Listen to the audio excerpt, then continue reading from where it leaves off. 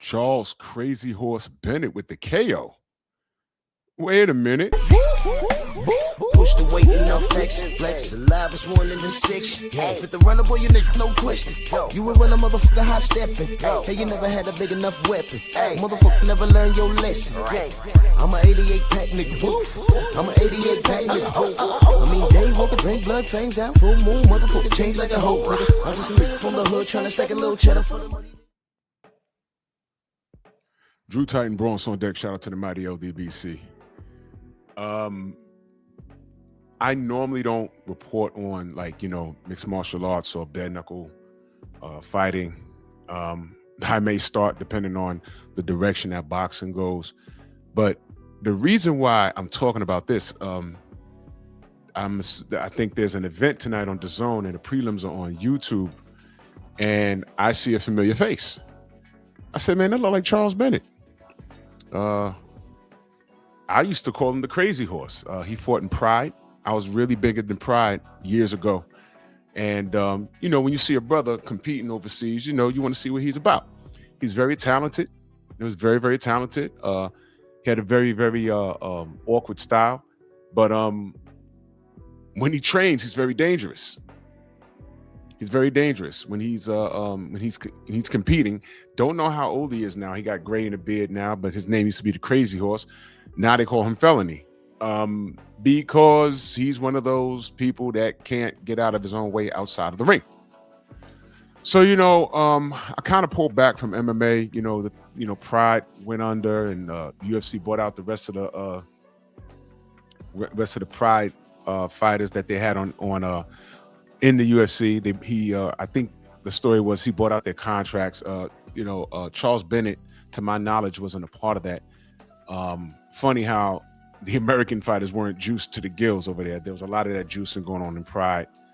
I heard the original owner deleted himself. It's a whole big thing. It's a whole big thing. If you know, you know. Some of you may know more. In fact, some of you do know more than me. So if you care to educate me in the comment section, that's also fine. But Charles Bennett was a familiar face. And I seen him on different shows or whatever. He won a lot. He lost a lot. He reminds me, if there was an Emmanuel Augustus in MMA, it'd be him. It's like one of those guys, like, don't let the record fool you. The guy can fight. When he's on, he's on. But he has to train. He has to train. I remember watching, speaking of Emmanuel Augustus, when he has a full camp, man, this guy's a problem. Floyd Mayweather Jr. would tell you that's one of his toughest fights that he ever had. But then when he fought Ruslan Provodnikov, I think he took that fight on a couple of days' notice, and that just wasn't him in the ring, and he got stopped. Charles Bennett strikes me as he's that type of person with that type of demeanor.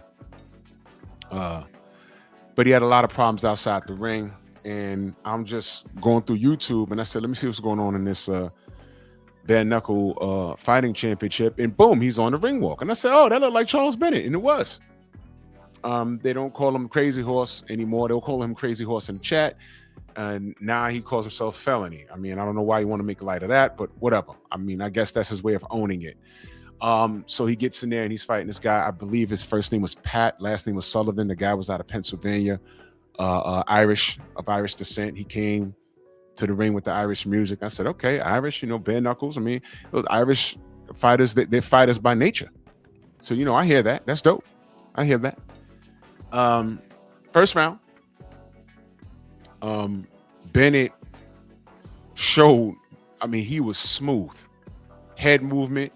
It was like he was moving in slow motion, and Sullivan was just throwing, just trying to land. And what do you think happened? Bennett just threw a lazy left. Bing! I think it was a lazy left. It might have been a right. I'm sorry. It happened so fast. And then Sullivan fell right on his face. He got up. His face was all red. He wasn't as confident right there at that moment. The ref was asking him, you want to continue? He continued. And I think that Charles should have jumped on him with education, but he didn't. And he was fighting more defensive. I don't know if it's because of age or whatever have you. I don't even know how old Charles is. But he let him off the hook. Round two, long story short, he just finished him. I think he almost let Sullivan back in the fight, trying to counterpunch him. But I think in between rounds, his corner said, "I, go get this guy."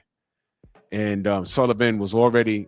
He seems to me, and I don't know much about these fighters because I don't watch it in all fairness, but it seemed to me that he was on the defensive. But he's one of those guys that doesn't know how his defense doesn't support his strong points. It doesn't support what he naturally does. And when Charles closed a distance on him, he finished him. So it's good to see the brother in the ring. It's good to see that, when he's on. I was listening to the commentators. They said, man, when he has his cardio, he's on. I've seen him on, and I've seen him lose somewhere. It's like, man, did he even train for this? So apparently, he's one of those smaller dudes. So he has like a what I call a physique where you got to look carefully. Did he train or did he? It's like he's naturally a slim dude, but he was in shape, and he was actually on top of being in shape. The ring experience, because Sullivan was in there he was throwing heat at first, and then he just ate one and fell on his face. Changed the whole trajectory of the fight, man. I mean, this was a veteran. No ring jitters, nothing. This guy's fought in Japan. He's fought in America. He's won. He's lost. It's like, I'm cool either way. And honestly speaking, I'm like, man, I won't be surprised if he gets flatlined. He's probably here just for a payday. I don't know, because I haven't seen him in forever. But, that's why I'm doing this video. It's good to see him. I hope he got his head straight. I hope he stays out of trouble outside of the ring. And if he's going to do this, get your money, make some good choices, and something else I want to point out I saw at the end of this. He was talking to one of the suits outside of the ring, and he was patting dude on the shoulder, and I guess the guy's bodyguard moved Charles' hand off his shoulder, and he looked at him and laughed at him like, yo, what's up with that? And then he gave him a can of bucked up energy drink, and he gets in the ring. He said, I hope they're gonna pay me for this because I don't drink this ish. Whatever, man. But I don't know, maybe because of that, because there's been some stellar matches, it's on right now. And, maybe it's something I'll, have a look into. Y'all let me know if y'all watch the bare knuckle fighting and you like it, because I don't know anybody over there. There's some familiar faces, but I don't know their names because I'm not into it, in all fairness. But if this is something you wouldn't mind me covering, just let me know. And I'll watch more of it. I'll educate myself, and y'all can help me get educated. I don't know what the beefs are, but but let me know what it is, man. So that's it. I just wanted to talk about him because he's a familiar face, and it was good to see him. It's good to see him because I know he's had some problems outside the ring, and hopefully he can get right, man. Y'all let me know what y'all think, man. Bronx on deck.